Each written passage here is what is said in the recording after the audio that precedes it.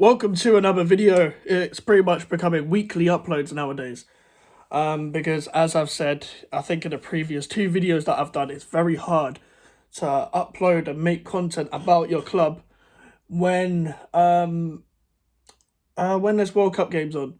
Today there is no World Cup games on, so we can finally make a video. Alright, I'm recording this at 5 p.m. and yesterday, whilst on the same time as the Portugal game, when they battered Switzerland, was West Ham coming back, coming back to play football to prepare for the season, to prepare for the Arsenal game. And we beat Cambridge 4-2. This is like a pre-season. I'm going to call it a pre-season game because it's basically a pre-season game. I'm going to the Fulham one next Saturday. I'll probably be missing one of the semi-finals of the World Cup or whatever. Yeah, let's talk about something that it's always been a problem ever since I've supported this club, and that is injuries. And every club gets injuries. I'm not one who uses this as an excuse of that defines our season. Despite it having an effect on your season, everyone will get injuries, whether they're lucky with it or unlucky with it. Like for example, Arsenal haven't really had many major injuries before the World Cup, but they just got Gabriel Jesus got injured for Brazil. Liverpool had that centre-back crisis when they finished third, and even then they recovered their season very well. Man City had that crisis just in that season before, where Liverpool won the league, and a few players got injured then. And this always happens at West Ham, where Aaron Cresswell got injured against Cambridge.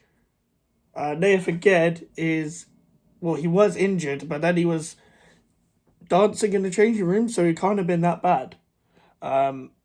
Kurt Zuma is injured, but the surgery is better, apparently, than everyone has expected. Apparently, ex-West Ham employee said he'll be in the squad for the Arsenal game, so it can't be that bad.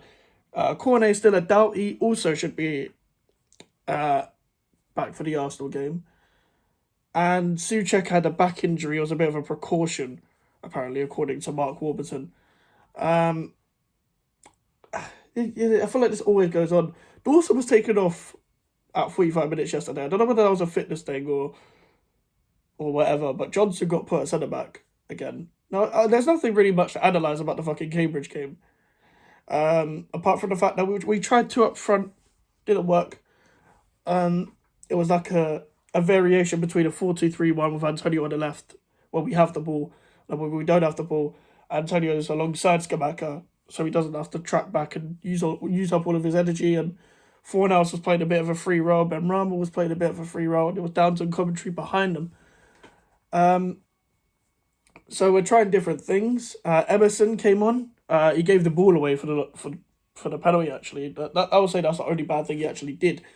He needs to work on not making stupid mistakes. Other than that, no problems with me from him because he's a left back that actually overlaps and runs with the ball. I was unsure about the signing beforehand. I don't remember what I said on the channel, but I was very unsure about it. I was very public with the fact that I was unsure about the signing of Emerson purely because of the options of left backs we could have got at the time. But no complaints. No complaints from me. And the thing is with this is that if all these injuries were serious, we'd have to go back to Ogbonna and Dawson as a centre-back partnership, and we haven't had that in a while. And I think the last time we had that was the Crystal Palace game where we drew 2-2 like last year. And I remember Dawson having a shocker that game. I remember Conor Gallagher twisting him inside and out. Soufal got ripped apart yesterday by one of their wingers, the number 17 for Cambridge. Don't know his name, but he got ripped, and Antonio got ripped for trying to defend as well. And yeah, going back to Ogbonna and Dawson, they're both injury-prone players. They're both old players. They're both old centre-backs. I believe more in Ogbonna. Again, he made a mistake yesterday for Well, their chances as well. Excuse me. And there's a lot going on about West Ham right now. This Lewis Sal guy. When you see that 90 minute company have reported that we've signed him, it's probably not true because they don't get things right usually. When it comes to news, they're not very reliable. The other conflicting reports that are also not trustworthy said it wasn't done. Until I see ex West Ham employees say that it's done, then it's done. I don't know who this Lewis Sal guy is, but he's probably the Dawson replacement because he's probably going to leave in January. This is not an injury crisis, but I will put that in the title because that's how YouTube works. Here's my thing though.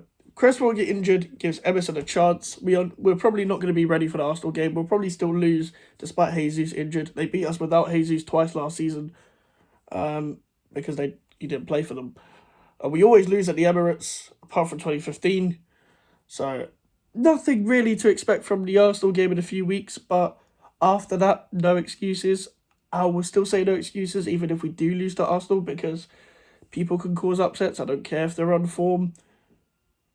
The football, you can cause upsets in football. So I don't really see the point of just accepting we're going to lose. I expect that we're going to lose, but please go and surprise me. That's your job. Go and surprise me. I'm not expecting anything because what's the point? And yeah, that is my recap of West Ham news for now. I was going to do a video on the Paqueta thing with Roy Keane, but I thought it'd be better to do a video on the injury crisis. Paqueta scored a goal. Congratulations to him. Morocco went through as well. Germany went out. Unlucky to Korea, but your country has to hold that. Declan Rice was ill today, so I don't know whether that's anything serious. I think he will still play. He was ill when he played against Sevilla away this year when we got lost 1-0 at their ground. He was ill then as well, so he'll be fine. France versus England this weekend. Also this weekend we're facing Udinese away. So that'll be interesting, I guess. They're actually doing well in Serie A from what I've seen. I saw the game against Roma. I think they battered them like 3 or 4-0. That Dennis Udogie guy who's going to Tottenham next year scored on that game. I'm sure he'll play against us. And yeah, it should be interesting. Udinese and Fulham, but then the Arsenal game, and there's obviously the World Cup as well. And 2 weeks from now, it's going to be the Carabao Cup. So there's going to be a bit of a weird season, but we will see. But that is it. If you guys did like the video, leave a like on it. Subscribe if you're new. Social medias are in the description if you want to follow me, and an email for any inquiries. And yeah, I'll see you guys next time.